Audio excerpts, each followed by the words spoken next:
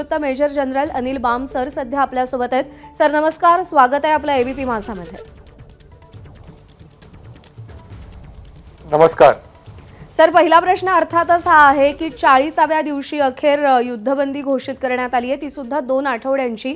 या 2 आठवड्यांमध्ये अमेरिकेला आणि इराणला नेमकं काय साध्य करावं लागेल? अशी स्थिती झाली होती की दोघांनाही हे युद्ध पेलवत नव्हतं। अमेरिका ज्या उद्देशाने पुढे निघाला होता आणि युद्ध सुरू केलं होतं, त्यांना वाटलं होतं की हे युद्ध 10 किंवा मॅक्सिमम एका फॉर्टनाईटमध्ये संपवतील। पण त्यांनी पाहिलं की जे चिवट इराण राष्ट्र आहे हे इतक्या सोप्या तऱ्हेने त्यांना संपुष्टात येता येणार नाही। आपण कालचं जर का घटनाक्रम पाहिलं तर काल खूप मोठ्या मोठ्या घडामोडी झाल्या। नंबर 1 होतं ट्रम्प यांचं वक्तव्य ट्विटवरती की मी एक पूर्ण संस्कृती संपवणार आहे, मला हे करायचं नाही आहे पण मला करावं लागेल, कारण जर का इराणनी आमचं नाही ऐकलं तर। आणि त्यांनी म्हटलं होतं की आजची रात्र वैराची रात्र आहे, कयामत की रात होगी, आणि उद्या 4 तासामध्ये सकाळी 5:30च्या नंतर आपले भारतीय 5:30 आणि ईस्टर्न टाइम 8 o'clock, त्याच्यामुळे पूर्ण जगाचं लक्ष त्यांच्याकडे होतं। काल पण मी वक्तव्य केलं होतं की ह्याची डेट, ह्याचा टाइम वाढेल, कारण दोघांनाही हे शक्य नाही। 7000 वर्ष जुनी संस्कृती वर्सेस 250 वर्ष जुनी संस्कृती संपुष्टात येऊ शकत नाही। नंबर 2, काल इस्रायलने म्हटलं होतं की आम्ही जितके इन्फ्रास्ट्रक्चर्स आहेत रेल्वेचे ह्यांच्यावरती आम्ही हल्ला करू। नंबर 3, पाकिस्तानने म्हटलं होतं की आमचं वाटाघाटी क्रिटिकल स्टेजला पोहोचले आहेत, लवकरात लवकर काही ना काही होण्याची अपेक्षा आहे। तिकडे इस्रायलने म्हटलं होतं की आम्ही लेबनॉनला संपवू, आम्ही कसं पुष्टात आणतो आपण ते पाहू। आणि सगळ्यात मोठी गोष्ट हॉर्मुझ कसा उघडेल हे सगळ्यांच्याकडे लक्ष होतं। आणि जवळजवळ 1 तास आधी हे ब्रेक थ्रू झालं आणि डेडलाईन पुढे गेली। आपण पाहिलं होतं, तुम्ही बोलल्या होत्या की 10 पॉईंट प्रोग्राम आहे, ह्याच्यातले जे 4 मेन पॉईंट आपण पाहिले, कारण आपण पाहतो जेव्हा सुरुवातीला बोलचाल झाली होती अमेरिकेने 15 पॉईंट दिले होते, इराणनी 7 पॉईंट दिले होते। आणि जनरली जेव्हा वाटाघाटी सुरू व्हायच्या आधी जितके पॉईंट्स आणि अजेंडा दिला जातो हे असे पॉईंट असतात, दोन्ही देशांना माहिती असतं की ह्या सगळ्या पॉईंट्सवरती ॲग्रीमेंट नाही होऊ शकत, कारण काही काही पॉईंट्स इतके भयंकर असतात की कोणीही ॲक्सेप्ट करणार नाही, पण ते बार्गेनिंग टेबलवरती बोलायला म्हणून ते दिले जातात। तर ज्या 4 मुख्य पॉईंट त्यांनी दिलेत इराणनी, एक तर आहे complete Caesar of war fighting in that area, म्हणजे पूर्ण युद्ध थांबलं पाहिजे। इराण पहिल्या दिवसापासून म्हणत होतं की आम्ही सीज फायरला तयार नाही आहे। 45 डेजचा प्लॅन पण दिला होता, ते त्यांनी फेटाळून लावला होता। त्यांनी म्हटलं होतं की आम्हाला सीज फायर नको आहे, आम्हाला कम्प्लीट स्टॉपेज हवं आहे। नंबर 2, त्यांनी म्हटलं होतं की कम्प्लीट सँक्शन जितके आहेत, निर्बंध आमच्यावरती आहेत, ते सुटले पाहिजेत। आणि नंबर 3 होतं की हॉर्मुझचं कंट्रोल आणि ओपनिंग आमच्यावर डिपेंड करेल की आम्ही कसं करतोय। आणि सर्वात मोठं होतं की आम्हाला फंड्स लागतील पूर्ण रिकन्स्ट्रक्शन करायला, जे तुम्ही तबाही केली आहे। बाकी जे पॉईंट्स असतात की पूर्ण बेसेस रिकामे करा, तुमचं सैन्य इथं नसेल, हे त्यांनाही माहिती आहे की हे खूप दूरगामी आहे आणि हे होणं शक्य नाही। पण पूर्ण जगासाठी ही एक खूप पॉझिटिव्ह आणि सकारात्मक बातमी आहे की हे युद्ध ज्या दिशेने चाललं होतं ह्याच्यामध्ये एक पॉज आला आहे। आणि इराणनी आणि अमेरिकेने प्लस इस्रायलचं अजून काहीही रिॲक्शन आलेली नाही आहे, पण असं बोललं जातं की इराणनी आणि अमेरिकेने जे मेजर प्लेयर्स आहेत त्यांनी ॲक्सेप्ट केलं आहे की आपण 15 दिवसासाठी सीज फायर करू आणि वाटाघाटी करू, आणि जुम्मे की रात को सुरू होईल 10 तारखेला शुक्रवारी इस्लामाबादमध्ये। आणि पाकिस्तानची याच्यामध्ये खूप मोठी भूमिका आहे। सर, इराण काय किंवा अमेरिका काय, दोघांकडूनही दावे केले जात आहेत की ही युद्धबंदी आमचा विजय आहे। तुमच्या नजरेतून पाहायचं झालं किंवा त्रयस्थाच्या नजरेतून पाहायचं झालं तर कोणाचा हा विजय आहे, आणि हा पॉलिटिकल विजय आहे की डिप्लोमॅटिक विजय आहे? जर का आपण कंपेअर केलं की कोणाचा विजय आहे, जसं तुम्ही प्रश्न विचारला आहे, 100% हा विजय इराणचा आहे। कारण इराणचं जे एक्सपेक्टेशन होतं की इराण विदिन अ फॉर्टनाईट किंवा 10 दिवसामध्ये आपले घुटण्यावरती येईल, आपल्या पायावरती उभं राहील आणि सांगेल की मला संपवा, मला शक्य नाही। पण ह्याचा एक्झॅक्टली उलट झालं। आणि हे का झालं?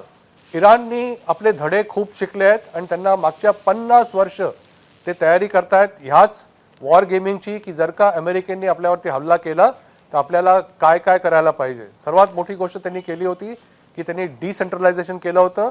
त्यांचं level of command and control त्यांनी आपल्या डिस्ट्रिक्ट लेवलवरती पाठवलं होतं. म्हणजे 31 डिस्ट्रिक्ट आणि प्रॉव्हिन्सवरती त्यांनी फ्री हँड दिला आहे लोकांना आपलं वेपन्स वापरायला, आपलं डिसिजन घ्यायला आणि आपला ॲक्टिव्हिटी करायला. आणि जे एक्सपेक्टेशन होतं US-चं ते कम्प्लिटली शॅटर झालं आहे. पुष्कळ सारे मिथ्स या लढाईमध्ये शॅटर झाले आहेत. सर्वात मोठी मिथ होती की अमेरिका खूप स्ट्रॉंग आहे, that myth is completely shattered. दुसरं मिथ होतं की इराण कुमकुमत देश आहे, ह्याच्यामध्ये तेवढा जोर नाही जेवढा तोंडामध्ये आहे. हे कम्प्लिटली खोटं ठरलेलं आहे. आणि आपण पाहिलं आहे की इराणने ज्या प्रकारे स्वतःला उभं केलं आहे आणि आपल्याला दर्शवलं आहे, हे जाहीर करतं की ही विक्ट्री कम्प्लिटली इराणची आहे. आणि जोपर्यंत इराणला ऑनरेबल एक्झिट मिळत नाही तोपर्यंत ही लढाई पूर्णपणे शांत होणार नाही. आणि अमेरिकेला गत्यंतर नव्हतं. धमकी कितीही देऊ शकतात ते लोक, पण त्यांचा जो खर्च होत होता आणि त्यांची पूर्ण देशामध्ये हाहाकार होता आणि त्याची इकॉनॉमी कोलमडत होती. त्यामुळे दोघांसाठी हा एस्केप रूट होता, बट विक्ट्री टू इराण.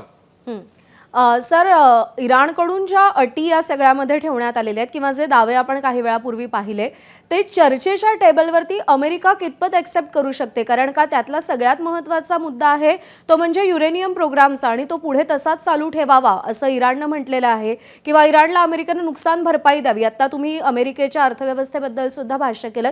या सगळ्या अटी टेबलवर, चर्चेच्या टेबलवरती कितपत ग्राह्य धरल्या जाऊ शकतात?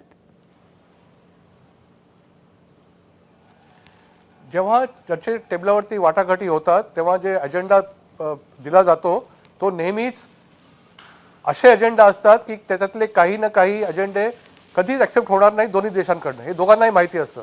पण बार्गेनिंग टेबलवरती बसल्यानंतर बार्गेन करायला, वाटाघाटी करायला काही ना काही लिव्हरेज लागतं.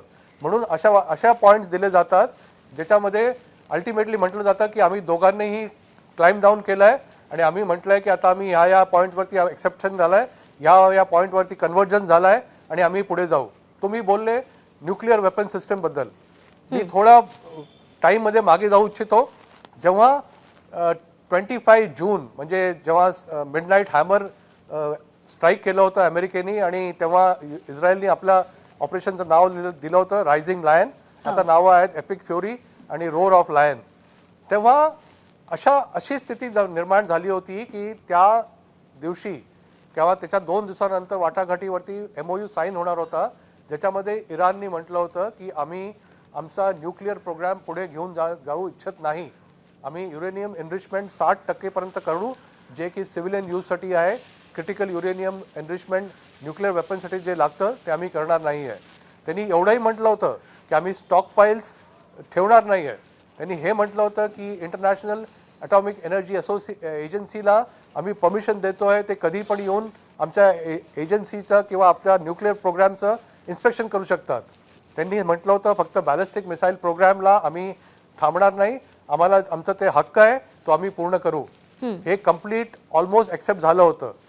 आज इराण म्हणत आहे की आम्ही आमचं न्यूक्लिअर वेपन प्रोग्राम पुढे सरकवू. पॉसिबली त्यांना हे एक बार्गेनिंग टूल आहे आणि ते क्लाइम डाऊन करतील जेव्हा वाटाघाटी होतील आणि अल्टिमेटली फुल टाइम सीज फायर आणि युद्ध थांबेल तेव्हा हे पॉईंट्स ॲक्सेप्ट होतील. अमेरिकाही आपले पॉईंट्स कमी करेल, इराणही आपले पॉईंट कमी करेल आणि कन्व्हर्जन्स होईल तेव्हा शांती होईल. सर, या सगळ्या सिनारिओमध्ये जर आपण आशियाई देशांचा विचार केला तर आशियाई देश ठोस कोणतीच भूमिका घेत नव्हते किंवा कोणत्याही देशाला पाठिंबा देत नव्हते. पण पाकिस्तानची या सगळ्यामध्ये जो काही सहभाग आपण पाहतोय, म्हणजे या आधी सुद्धा पाकिस्तानमध्ये इराण आणि अमेरिकेची चर्चा होईल असं बोललं जात होतं आणि आता पुन्हा एकदा इस्लामाबादमध्ये ही चर्चा होईल असं सांगितलं जात आहे. पाकिस्तान या सगळ्या युद्धामध्ये एवढा सक्रियपणे इंटरेस्ट घेताना का दिसतोय आणि चर्चा इस्लामाबादमध्ये होण्यामुळे पाकिस्तानचं महत्त्व वाढणार आहे का?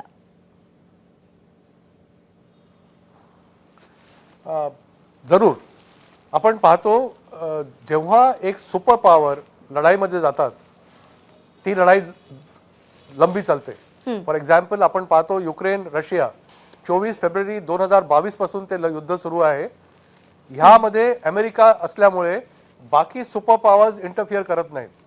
आपण पाहिलं चायना आणि रशिया तटस्थ होते, इंटेलिजन्स इनपुट देत होते, वेपन्स ॲडवायझरी देत होते, फंड्स देत होते, आर्म्स ॲम्युनिशन देत होते, पण त्यांनी डायरेक्टली कधी इंटरव्हेन्शन नाही केलं. तर इनिशिएटिव्ह कोण घेईल? दोन देश होते जे इनिशिएटिव्ह घेऊ शकत होते, भारत आणि पाकिस्तान, ज्यांचे संबंध अमेरिकेशी पण चांगले आहेत, ज्यांचे संबंध इस्रायलशी पण चांगले आहेत. पाकिस्तानचे संबंध इस्रायलशी चांगले नाही आहेत, पण भारताचे तिन्ही देशांमध्ये जे इन्व्हॉल्ड आहेत त्यांच्याशी संबंध चांगले होते. पण भारताची कूटनीतीप्रमाणे जो की एक मास्टर स्ट्रोक होता, भारताने ठरवलं होतं वेट अँड वॉच. तर नेक्स्ट बेस्ट कोण होतं? पाकिस्तान. आणि अशा वेळा जेव्हा सुपर पॉवर्स इन्व्हॉल्ड असतात, ते पण एक एस्केप रूट पाहतात की कशा आपल्याला याच्यातनं बाहेर पडता येईल, कारण अंगाशी आलेलं असतं. आणि पाकिस्तानच्या बरोबर इजिप्त, तुर्की आणि काही पर्सेंटेजमध्ये सौदी अरेबियाने पण ह्याच्यामध्ये भाग घेतला होता. कारण जितके मिडल ईस्ट किंवा आखाती देश आहेत, सगळ्यांचं भरपूर नुकसान होत होतं. आणि आपण पाहतोय की जे 10 पॉईंट क्लॉजेस दिले आहेत, पॉईंट प्रोग्राम दिला आहे, त्याच्यामध्ये हे पण लिहिलं आहे की अमेरिकन बेसेस कम्प्लिटली इथून रिमूव्ह झाले पाहिजे, नाहीतर ह्यांचा आम्ही पूर्ण नाश करू. आणि जेव्हा धमकी दिली होती ट्रम्पनी की मी एक सिव्हिलायझेशन संपवेल, तेव्हा इराणनी म्हटलं होतं की पूर्ण आखाती देश आणि Saudi Arabia, we will lead it to darkness, म्हणजे पूर्ण हाहाकार होईल आणि हे कम्प्लीट देश नष्ट होतील जर का तुम्ही आम्हाला नष्ट केलं तर. तर हे असं सगळं असताना आपण पाकिस्तानला म्हणू शकतो की पाकिस्ताननी मास्टर स्ट्रोक केला आहे. आणि त्यांचं सौभाग्य आहे की दोघांनाही या वेळेला अंगाशी आल्या असल्यामुळे ते एस्केप रूट पाहत होते आणि ठरलं की चला आपण 45 डेज सीजफायर नाही, पूर्ण युद्धबंदी नाही, तर कमीत कमी 15 डेजचा पॉज घेऊ आणि पुढे जाऊ. बरोबर आहे सर. तब्बल 40 दिवस हे सगळं युद्ध सुरू होतं आणि संपूर्ण जगानं याचे परिणाम भोगलेत. आणि नजीकच्या काळामध्ये आणखीही काही आफ्टर इफेक्ट्स जे युद्धाचे असतात ते सुद्धा समोर येत राहतील आणि त्यावर आपण चर्चा करतच राहू. तुर्तास धन्यवाद, आपण सविस्तर बातचीत केलीत आणि मार्गदर्शन केलं त्यासाठी. एबीपी माझा, उघडा डोळे बघा नीट.